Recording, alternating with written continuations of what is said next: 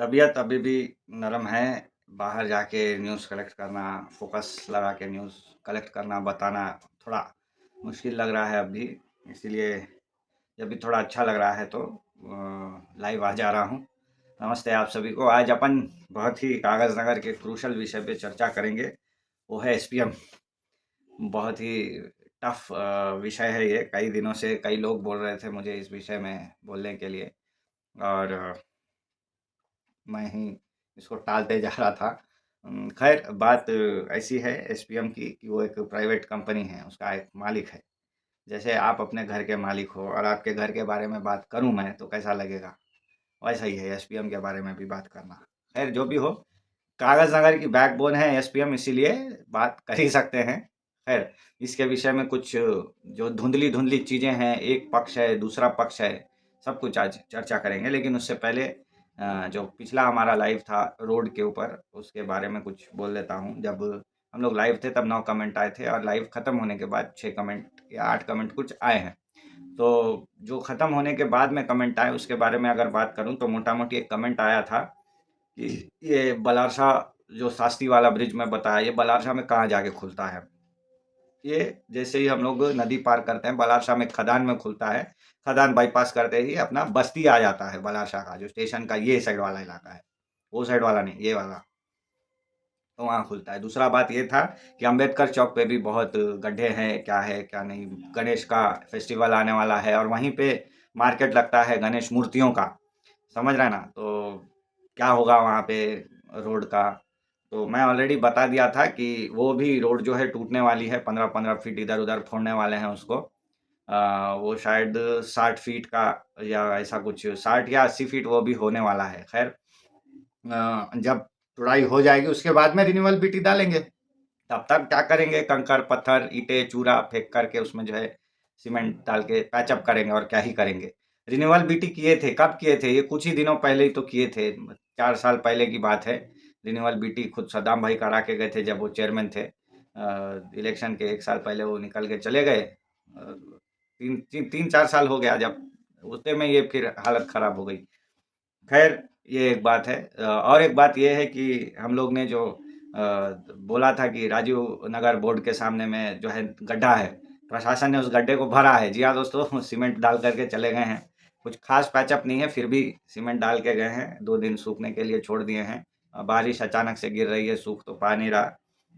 खैर क्यूरिंग हो जा रही है। वहाँ पे रोड डाइवर्जन के लिए बोर्ड लगा दिया गया है, बैरिकेड लगाया गया है। अब आपका जो राजीव नगर बोर्ड से दो नल्ला का जो सेक्शन है, वहाँ तक जो है सिंगल लेन चल रही है। उसी में आना जाना लॉरियाँ गाड़ियाँ आनी जानी चल रही है।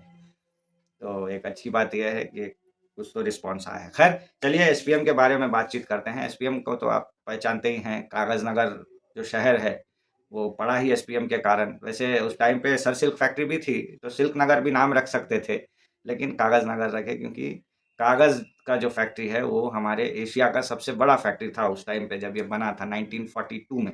38 में बनाने का काम शुरू किए थे, और 42 में इरेक्शन कंप्लीट हुआ और प्रोडक्शन शुरू हुआ था। तब ये निज़ाम सरकार की थी। निज़ाम सरकार की खुद की रिसोर्सेबल फैक्ट्रीज हुआ करती थी। एक शक्कर नगर फैक्ट्री थी बोधन निज़ामाबाद ज़िले में। एक कागज़ नगर फैक्ट्री कागज़ नगर में थी। बाजू में सिल्क की एक फैक्ट्री थी जहाँ से वो कपड़ा वगैरह खुद बनवाते थे। तो खुद की बड़ी-बड़ी इंडस्ट्रियाँ वो खुद ही मेंटेन करते थे। ठीक है ना? तो उससे कागज़ नगर बना। बनने के बाद में तब कोत्तापेट नाम था। कोत्तापेट नाम चला कब तक, जब तक देश आज़ाद हुआ। जैसे ही देश आज़ाद हुआ तो बिरला साहब यहाँ पे आए। निज़ाम ने तो पूरा हैदराबाद ही देश को दान कर दिया, खुद भी वो यहाँ से चले गए। तो कागज़ नगर की मिल किसी को तो बेच के जाना है। शक्कर नगर की मिल तो बंद छोड़ के चले गए, वो उसका कुछ हुआ नहीं। बाद में आंध्रा सरकार जब आई, थोड़ा चलाने की कोशिश की लेकिन वो नहीं चली। खैर कागज़ नगर की फैक्ट्री को बिरलाज ने खरीद लिया। कागज़ नगर की फैक्ट्री एसपीएम को और सरसिल्क को, दोनों फैक्ट्रीज को जो है बिरलाज ने खरीद लिया, बिरला ब्रदर्स ने। कुछ दिन सरसिल्क चला, 31 साल तक सरसिल्क अच्छा चला, 30-35 साल। और उसके बाद में कागज़ नगर का मिल जो है वो भी 2014 तक लगातार चलता रहा बिरलास के अंडर में। बिरला ने क्या किया, एक तो सरसिल्क को बंद करके चले गए। तब के ज़माने में फैक्ट्री बंद करके जाना कोई बहुत बड़ा विषय नहीं था। ऐसा नहीं था कि उनका एक ही फैक्ट्री है, दुनिया भर के फैक्ट्रीज थे। एक आधे बंद भी हो जाए तो क्या। रेमंड नाम सॉरी ग्रासिम नाम की जो कंपनी है बिरलास की, वो हमारी सरसिल्क कंपनी की है। तो वो उनका बनाया हुआ कॉलोनी, उनकी फैक्ट्री सब अभी भी वैसी ही पड़ी हुई हैं। कॉलोनी खंडर हो गई है और फैक्ट्री भी अंदर से खंडर हो गई है। लोग जैसे-तैसे वहाँ पे रह रहे हैं।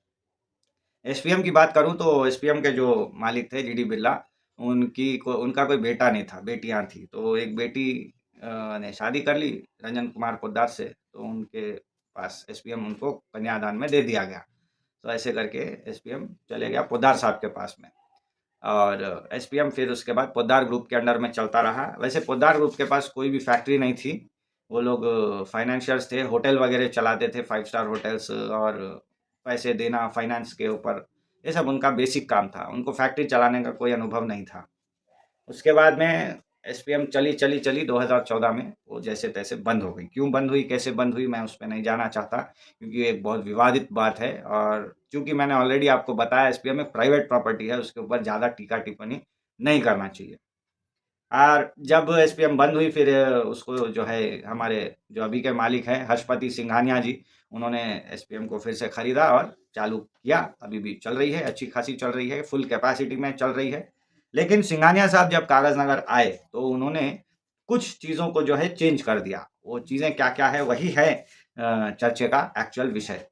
पहली चीज़ जेके मैनेजमेंट ने ये किया कि एसपीएम को जो है पूरी तरीके से रीमॉडिफाई करने की पूरी यहाँ पे कोशिश करी है और वो काम अभी भी जारी है।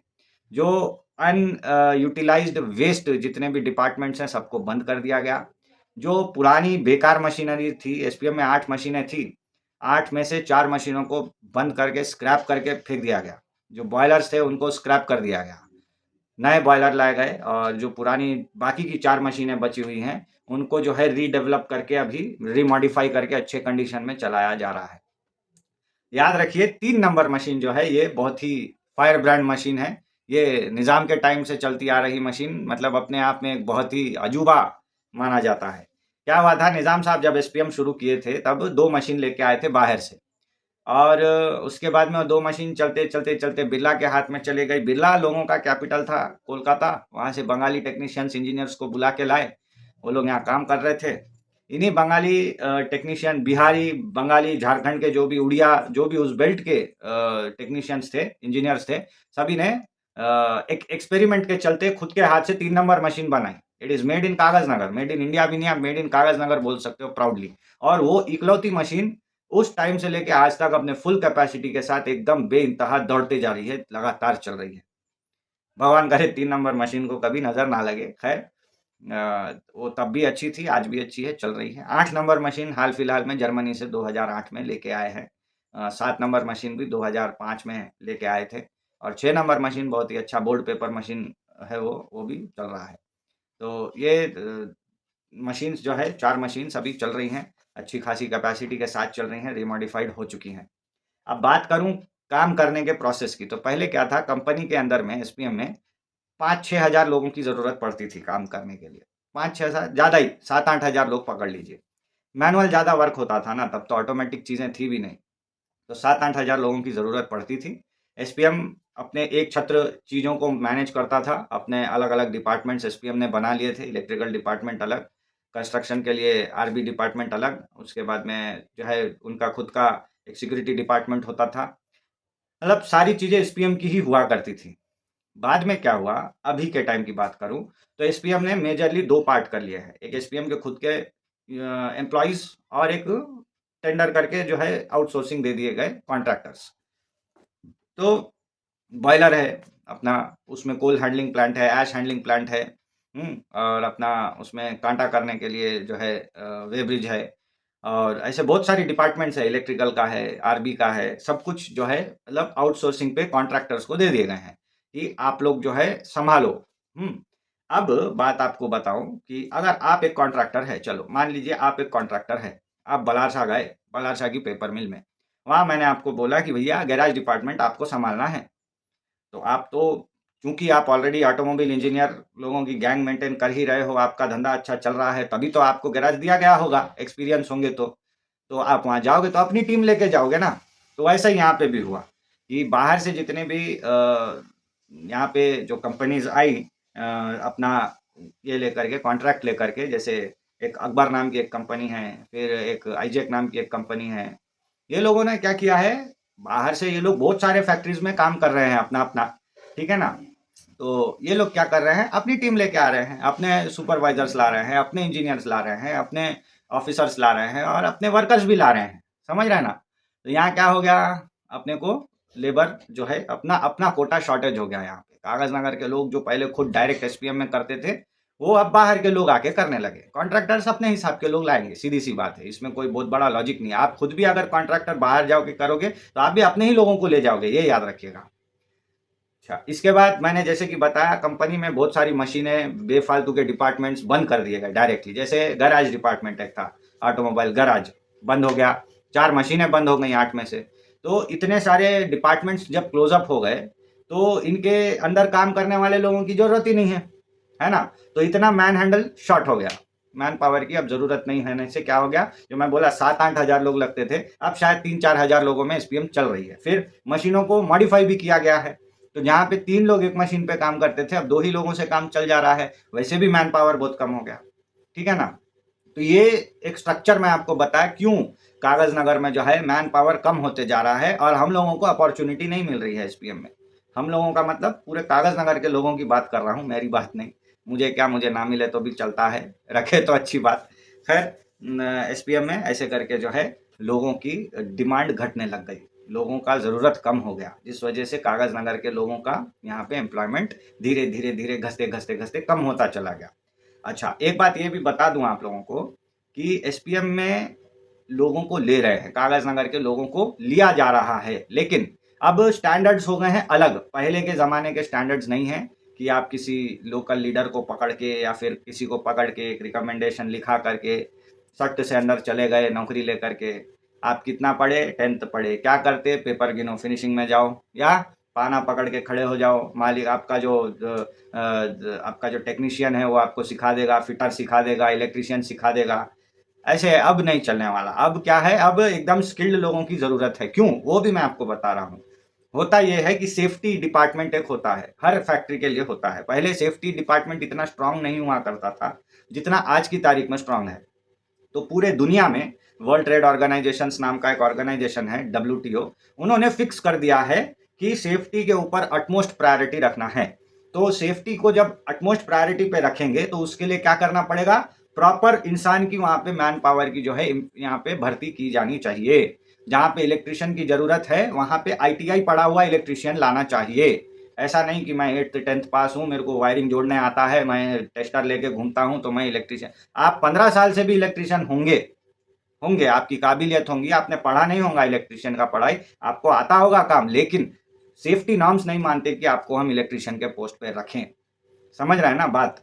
You should be the ITI qualified electrician only, तभी जाके एसपीएम आपको नौकरी देगी। तो एसपीएम की एक मजबूरी है कि उनको क्वालिफाइड लोग रखना है, और क्वालिफाइड भी कैसे, टोटल एक्सपीरियंस के साथ में। मैं लगातार देखता हूँ, लिंक्डइन नाम का एक एप्लीकेशन आता है, आप लोगों को पता है कि नहीं, कि लिंक्डइन में लगातार एसपीएम के जॉब आते रहते हैं। वहाँ के जो HR है मनोहर साहब, वो लगातार डालते रहते हैं किसकी किसकी भर्ती एसपीएम में चाहिए। तो परसों परचेज में मैनेजर का चाहिए था। ये नहीं कि हमको पेपर पेन लेके लिखना आता है, वो तो मुझे भी आता है, ले लो फिर। नहीं, कम से कम 7 से 9 साल का एक्सपीरियंस चाहिए पेपर फील्ड में, पेपर मिल के अंदर परचेजिंग करने का काम उनको आना चाहिए, क्योंकि उसके लिए भी बहुत सारी चीज़ें हैं। मतलब परचेज जो करने वाला डिपार्टमेंट होता है उसके अंदर भी बहुत सारी चीज़ें हैं। उन चीज़ों को मतलब मेंटेन करने के लिए इतना एक्सपीरियंस आदमी चाहिए, समझ रहे हैं ना। पहले क्या होता था, हाँ लिखने पढ़ने आता है, ले लो परचेज में डाल दो इसको, सेल्स में डाल दो इसको, हाँ ऐसे करके जो है इधर उधर किधर भी एक डाल देते थे। आजकल वैसा नहीं चलता, समझ रहे हैं ना। आपके पास टोटली सर्टिफाइड, मतलब आपको जो है पूरा काम करना पड़ेगा। अगर आपके पास BSc है, BCom है, BTech है, डिप्लोमा है, ITI है, मास्टर्स है, MBA है, तभी आप जो है एसपीएम के अंदर जॉब ले पाओगे। पहली क्राइटेरिया ये है। और ऐसा भी नहीं कि आपने अभी अभी पास किया है आपको जॉब मिल गया है, नहीं। आपको पहले मैनेजमेंट ट्रेनिंग में लेंगे, अप्रेंटिसशिप में लेंगे, आप 6-8 महीने काम सीखोगे। लेकिन जरूरी नहीं है कि आपको एसपीएम वाला ले लेगा, आपको जस्ट वो काम सिखाएगा। उसके बाद आप काम करते वक्त अगर बहुत अच्छे निकले, एसपीएम को लगा कि हाँ इस बंदे को ले लेना चाहिए एसपीएम में, तो फिर एसपीएम आपको ले लेगा। दूसरी बहुत इंपॉर्टेंट चीज, कि लोग कुछ भी पढ़ रहे हैं अपने सहूलियत के हिसाब से, लेकिन एसपीएम को जो चाहिए वो मिल रहा है पेपर टेक्नोलॉजी में। जी हाँ दोस्तों, एक ऐसा कोर्स है, एक डिप्लोमा कोर्स है 2 साल का या 3 साल का आई थिंक, ये नागपुर में है, देहरादून में है। Paper technology, paper and pulp technology नाम का एक कोर्स है। ये कोर्स जो लोग करते हैं पेपर मिल वाले, उन्हीं को भर्ती में लेते हैं। तो अगर आपके अंदर इच्छा है कि आपके बच्चे को या आपको खुद को एसपीएम में ही ज्वाइन होना है किसी भी हालत में, मैं कारागार में रहता हूँ, तो सीधा नागपुर जाइए, पल्प एंड पेपर टेक्नोलॉजी में एडमिशन ले लीजिए। इसके लिए कम से कम डिग्री पास होना जरूरी है। ये है एक बात। और एक चीज, एसपीएम अभी क्या कर रहा है, थोड़ा सा ऊपर लेवल में बहुत सारे अवार्ड्स, ग्रांट्स ये सब मिलते हैं फैक्ट्रीज को, जो लोग अच्छा परफॉर्म करते हैं सरकार की तरफ से, डब्ल्यूटीओ की तरफ से। तो पर्यावरण सुरक्षा अवार्ड लेना है एसपीएम को, इसीलिए एसपीएम ने क्या किया है, सोलर प्लांट बैठाया है। कहाँ, छाई पे। आप लोग देखे होंगे फातिमा स्कूल जाते समय। अच्छा, दूसरा और एक, एसपीएम को जो है जेंडर न्यूट्रलिटी पे थोड़ा सा फोकस करने का एक इच्छा है। मतलब जितना आदमी उतने औरत, मतलब एक, मतलब कोई भेदभाव नहीं होना चाहिए एसपीएम के अंदर में, मतलब मेल्स और फीमेल्स में। तो इस भेदभाव को दूर करने के लिए एसपीएम ने क्या टारगेट डाला है कि 6 नंबर मशीन जो होगी, मैंने ये सुना है, मुझे भी पता नहीं है, 6 नंबर मशीन जो होगी वो टोटली लड़कियां चलाएंगी। इसलिए pulp and paper technology diploma किए हुए लड़कियों को भी ये लोग कैंपस से उठा करके कागज नगर में ला रहे हैं। आप लोग एसपीएम में जब जाओगे देखोगे कि बहुत सारे आजकल नए नए लड़के लड़कियां मराठी बोलने वाले खासतौर पे आपको मिलेंगे। क्यों? ये लोग नागपुर से पल्प एंड पेपर टेक्नोलॉजी का कोर्स करके आए हैं। तो ये है मसला दोस्तों, क्यों कागज नगर के लोगों को अपॉर्चुनिटी नहीं मिल रही, क्यों कागज नगर के लोग एसपीएम में जॉब नहीं ले पा रहे हैं, क्यों एसपीएम नहीं ले रही है इन लोगों को। पहले क्या था, अनपढ़ लोगों को जो 8th पास, 9th पास, 10th फेल है, इन लोगों को फिनिशिंग डिपार्टमेंट में ले लेते थे। क्या ही है, पेपर गिनना रहता है बस। लेकिन अब फिनिशिंग डिपार्टमेंट क्या है, एक कंपनी को जो है कॉन्ट्रैक्ट पे दे दिए हैं। अब वो कंपनी क्या करेगी, अपने हिसाब के लोगों को लाएगी। हाँ, कुछ कुछ जगह पे ऐसा मैं देखा हूँ, कुछ कुछ ऐसे जो कॉन्ट्रैक्ट्स हैं, कॉन्ट्रैक्टर्स, ये क्या करते हैं, लोएस्ट लेवल पे या सुपरवाइजरी लेवल पे अगर इनको जरूरत पड़ी तो लोग कागज नगर के लोगों को नौकरी पे ले रहे हैं। समझ रहे हैं ना, उनको भी एक्सपीरियंस लोगों की जरूरत है, लेकिन जरूरत पड़ने पे आप लोगों को कॉन्ट्रैक्टर्स अपने पास काम पे रख लेंगे। ये एक चीज याद रखिए। तो आपके पास दो विंडो है, या तो आप वेल क्वालिफाइड होना चाहिए तभी एसपीएम आपको अपने पास रखेगा, या तो जरूरत पड़ने पर आपके पास किसी कॉन्ट्रैक्टर का अगर कॉन्टैक्ट है तो उनसे बात करके आप कॉन्ट्रैक्टर के पास में नौकरी कर सकते हो। ये दो विंडोज आपको मिल रही हैं कागज नगर के एसपीएम की। तो ये मैं पूरा आप लोगों को बताने की कोशिश किया कि एसपीएम में क्यों नहीं ले रहे हैं लोग। तो भाई ये एक बहुत बड़ा विषय है कि एसपीएम में नौकरियां नहीं मिल रही, धरने पे बैठ जा रहे हैं लोग परेशान होके। कुछ लोग इसको पॉलिटिकली इस्तेमाल कर रहे हैं कि मैं जॉब दिलाऊंगा, या अगले ने बोला कि ये जॉब नहीं दिला पा रहा है। एसपीएम को हर कोई अपनी तरीके से इस्तेमाल कर रहा है। लेकिन आपको बता दूं, जेके ग्रुप कोई छोटा मोटा ग्रुप नहीं है, बहुत बड़ा ग्रुप है।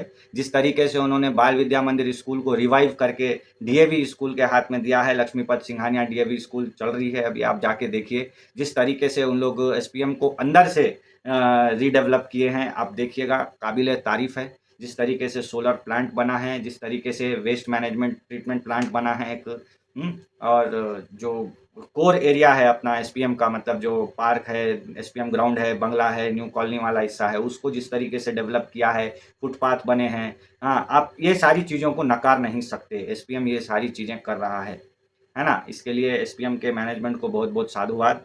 हाँ, जो रियलिटी है वो हमें भी समझनी पड़ेगी, क्यों हम लोग अपॉर्चुनिटी नहीं ले पा रहे हैं, क्योंकि हमें बताने वाला कोई नहीं है, हमें गाइड करने वाला कोई नहीं है। तो मैं इन चीज़ों पे काफ़ी रिसर्च किया हूँ। मैं खुद, मेरे दादाजी एसपीएम में काम किए, मेरे पिताजी एसपीएम में काम किए। मेरे पिताजी लेबर लॉज को लेकर के बहुत स्ट्रिक्ट हैं, वो यूनियन भी चलाए एसपीएम में। आज एसपीएम में यूनियन नहीं बन रही करके जो है एक मूवमेंट चल रहा है, लोग टेंट लगा करके बैठे हैं, एसपीएम में यूनियन इलेक्शन होना चाहिए। तो ये सारी चीज़ें हैं। मैं इन दोनों पीढ़ियों को जो है, एक को सुना हूँ, एक को देखा हूँ। खुद मैंने एसपीएम में जो है थोड़े दिनों के लिए इंटर्नशिप ट्रेनिंग वगैरह भी की है। हाँ, मैं गैराज में काम किया हूँ और वर्कशॉप में काम किया हूँ। फिर उसके बाद में एसपीएम बंद हो गई थी, और ये सारी चीज़ें हैं दोस्तों। चलिए देखते हैं, एक एक करके फटाफट से सवाल ले लेते हैं।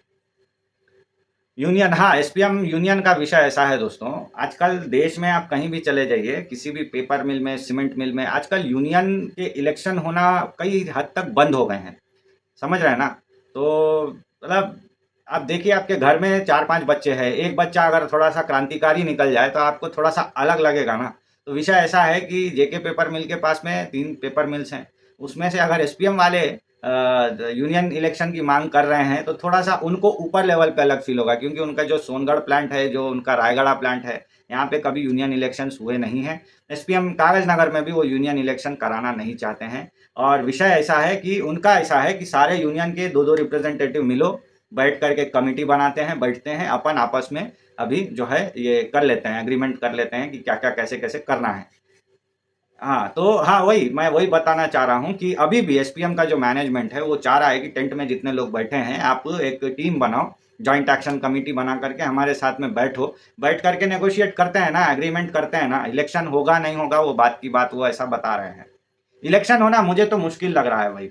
नहीं, मुझे खुद मुश्किल लग रहा है, इलेक्शन होगा, नहीं होगा। देखिए, इलेक्शन हमेशा जो है ना अगस्त महीने में हो जाता था पहले। आप याद कीजिए, अगस्त महीने में हो जाता था, और इलेक्शन की सबसे बड़ी डिमांड रहती थी बोनस, कि मुझे जिताओ, मैं इतने % बोनस दिलाऊँगा दशहरे में करके बोलते थे, और इतना अच्छा एग्रीमेंट कराऊँगा। 2 ही चीज़ होती है इलेक्शन में। क्या होता है, एसपीएम के अंदर में कम से कम मेरे ख्याल से 13 या 14 यूनियन है अभी रजिस्टर्ड हुई, ठीक है ना? तो वर्कर्स की मर्जी, वो किसी भी यूनियन में रह सकते हैं, ठीक है ना? किसी भी संस्था में इलेक्शन कराने के लिए कम से कम 200 एम्प्लॉइज का होना जरूरी है। तो यहाँ पे रजिस्टर्ड एम्प्लॉइज जितने हैं, वर्कर्स वर्कर्स की बात कर रहा हूँ, स्टाफ की नहीं, स्टाफ अलग सेक्शन है। तो अगर 200 वर्कर्स अगर मान जाएं कि हाँ भाई हमारे यहाँ इलेक्शन करना है, तो वो लोग एसपीएम के मैनेजमेंट से बात करेंगे, और एसपीएम की मैनेजमेंट फिर लेबर डिपार्टमेंट को बुलाएगी कि हाँ भाई आओ, आप इलेक्शन कराओ। नहीं तो कोई अपने तरफ धांधली कर ही सकता है। तो ये प्रोसेस है इलेक्शन का। तो 14 यूनियंस हैं, इन 14 यूनियंस के बीच में जो है इलेक्शन होगा कि भाई कौन से यूनियन के पास सबसे ज़्यादा वर्कर्स की स्ट्रेंथ है। वो ग्रुप क्या करेगा, जीतने के बाद में कंपनी के साथ में जो मैनेजमेंट है उनके साथ में नेगोशिएट करेगा, बातचीत करेगा, उन लोगों को समझेगा कि कैसे कैसे काम करना है, क्या करना है। तो एग्रीमेंट साइन करते हैं वो लोग कि आने वाले 2 साल के लिए, 2 साल का एक इलेक्शन होता है, आने वाले 2 साल के लिए या 1 साल के लिए कितना पेमेंट बढ़ना है, क्या क्या फैसिलिटीज देना है इन लोगों को, है ना? तो ये एग्रीमेंट का जो है सीन होता है, एक तो बोनस, दूसरा एग्रीमेंट। इसके लिए इलेक्शन होते हैं। अदरवाइज यूनियन के रिप्रेजेंटेटिव आपस में मिलके ग्रुप बना लें, चलो हम ही बात कर लेते हैं मैनेजमेंट से, सब लोग मिलके, कोई इलेक्शन नहीं, हम सभी मिलके कर। मैक्सिमम फैक्ट्रीज में आजकल यही चल रहा है, सारे यूनियंस मिलके बैठ रहे हैं, एक ग्रुप बना रहे हैं और मैनेजमेंट से डायरेक्ट डील कर रहे हैं। हम्म, हाँ, अब क्या ही बोलूँ, मैं आपको बता ही दिया दोस्तों कि पढ़ाई लिखाई बहुत ज़रूरी है। आप हैदराबाद के लिए पढ़ाई लिखाई करोगे तो कागज़ नगर में नौकरी नहीं मिलेगा। कागज़ नगर के लिए पढ़ना है तो आपको डेफिनेटली पेपर टेक्नोलॉजी करना है, या फिर कोई अच्छी इंजीनियरिंग करनी है। इंजीनियरिंग करके आपको मैनेजमेंट ट्रेनिंग लेना है। ज़रूरत पड़े तो बाहर जाके आपको एपीपीएल राजमंड्री में या फिर किसी दूसरे पेपर मिल में नौकरी करना है। पेपर का, फैक्ट्री का जो बिज़नेस है ना दोस्तों, वो बहुत बड़ा है, बहुत बड़ा है। आपको सहारनपुर में है, अयोध्या में है, रायागढ़ में है, कागज़ नगर में है, वापी में दुनिया भर के छोटे-छोटे पेपर मिल्स हैं, एपीपीएल, राजामंड्री। कुछ लोग बाहर नौकरी कर रहे हैं, कागज़ नगर छोड़ के बाहर इंडोनेशिया, मलेशिया में धूम पेपर की फैक्ट्रियाँ हैं, वहाँ पे नौकरी कर रहे हैं। तो it's a very huge capacity business. हाँ, थोड़े बहुत एडमिनिस्ट्रेटिव पोस्ट होते हैं, एमबीए, एचआर एक होता है, एमबीए परचेज़ एक होता है, फाइनेंस एक होता है, सेल्स एक होता है, बहुत छोटे-छोटे डिपार्टमेंट है वो 5-10 लोगों की, उसमें कहाँ भर्ती मिलने वाली। हुँ। हाँ, तो बस यही दोस्तों, एसपीएम के बारे में इतनी बातचीत हो गई अपनी, करीब-करीब 25 मिनट बीत गए हैं। उम्मीद है आप लोगों को ये वीडियो पसंद आई होगी। अब और ज़्यादा खींचूँगा तो भारी लंबा हो जाएगा। अगला कौन से टॉपिक पे अपने को लाइव करना है, आप हमें कमेंट में ज़रूर बताइएगा, और एसपीएम के विषय में, रोड के विषय में, कुछ भी आपकी जो भी विषय होगी कमेंट में ज़रूर बताइए। मिलते हैं अगले सेशन में, तब तक अपना ध्यान रखिए। नमस्कार।